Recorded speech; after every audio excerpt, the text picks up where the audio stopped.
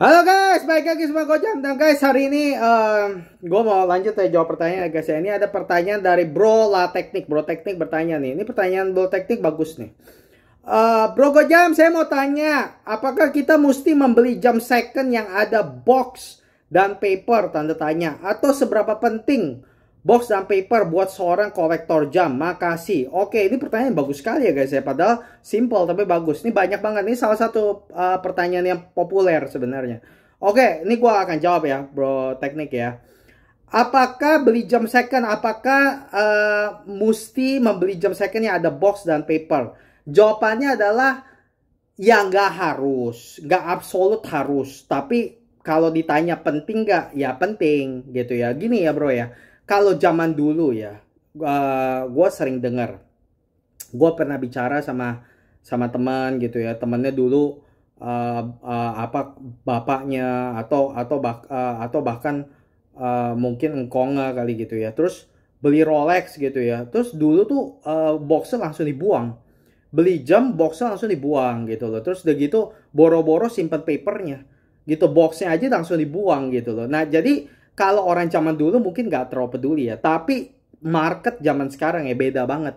Kalau namanya box paper itu penting gitu loh, karena kalau misalnya lu beli jam yang ada box paper, yang satu ada box paper, satu nggak ada box paper, walaupun jamnya sama-sama bagus, apa kondisi bagus semua nih. Misal lu beli jam second gitu ya, tapi yang ada box paper itu pasti dihargain lebih apa namanya dihargain lebih tinggi gitu loh, karena memang ada harganya. Box paper itu ada harganya, walaupun itu cuman kayak ya cuma box paper, padahal juga nggak di apa yang nggak ada guna kan sebenarnya kan lu pakai jam yang penting kan. Nah jadi apakah mesti atau enggak, ya nggak harus, tapi gue cuma mau bilang itu ada harganya gitu loh. Jadi ada nilainya box dan paper itu gitu, jadi penting gitu loh, nggak harus tapi penting gitu loh, karena kalau ada box paper valuasinya apa harganya lebih tinggi gitu ya, jadi lebih dihargain lebih bagus gitu loh.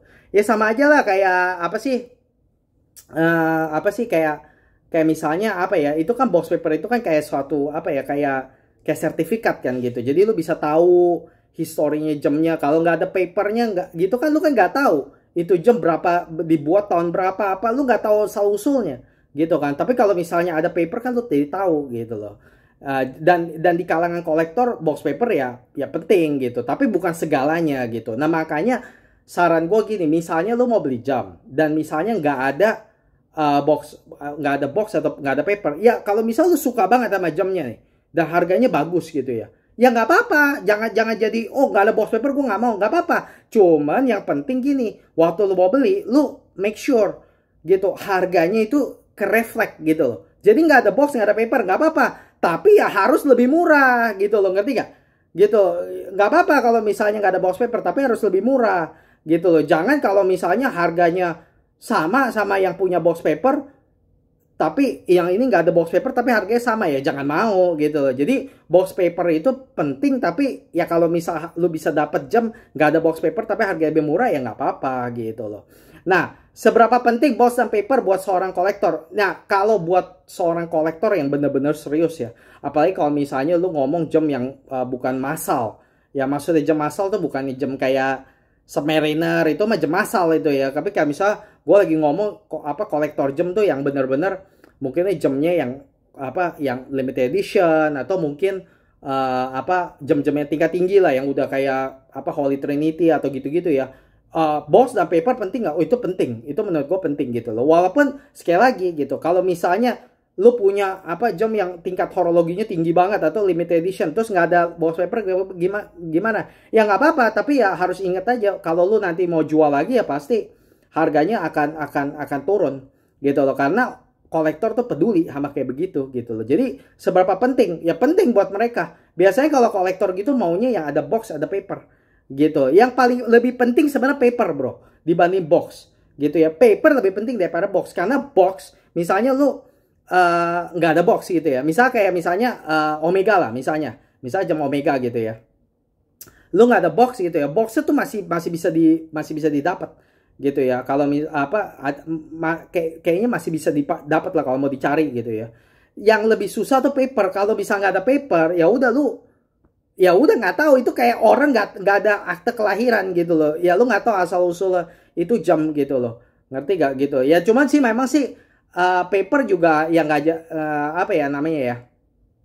Ya tapi sorry, mungkin gua nggak usah bilang kayak nggak tahu asal usul ya, karena misalnya lu punya jam Omega nggak ada paper ya, kalau misalnya lu bawa ke apa Omega ya nanti dia servis atau apa ya, dia itu dia bisa tahu tuh, ada recordnya pasti kayak di database mereka gitu loh. Cuma maksudnya ya paper itu lebih nggak bisa digantiin gitu loh, lebih lebih lebih nggak bisa gitu. Kalau box masih bisa dibeli kan gitu di apa di luar gitu. Tapi kalau paper bagaimana beli?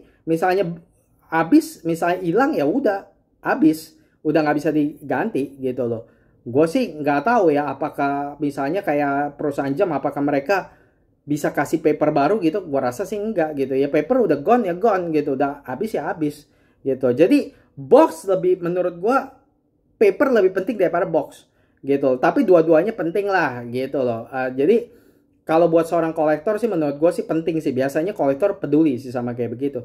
Tapi sekali lagi, kalau misalnya nggak ada box dan paper ya juga bukannya berarti ya udah jadi itu apa kayak itu jam istilahnya jam nggak ada nilainya lagi, ya nggak begitu. Cuman ya memang nilainya akan lebih rendah dibanding jam yang punya box atau paper begitu gitu ya, terutama jam-jam limited edition atau jam-jam yang apa kayak high horology begitu ya, kan itu penting gitu. Gua secara pribadi kalau misalnya gua beli jam yang mahal banget ya gitu, gua mau ada box ada paper sih gitu. Gua nggak mau kalau misalnya jamnya telanjang gitu ya, walaupun gua tahu itu bukannya nggak ada manfaat apa-apa kan gitu. Ada box ada paper, emangnya gua mau apain? Emangnya gua mau taruh itu jam di sana? Bahkan jujuran ngomong jam-jam gua aja gitu boxnya semua gua udah singkirin semua gitu loh. Gua mah nggak pakai boxnya, tapi ya tetep gua mau ada boxnya gitu, walaupun nggak dipakai gitu. Paper juga ngapain, gua aja nggak pernah liatin, tapi gua tetep mau gitu loh, karena kalau misalnya gua mau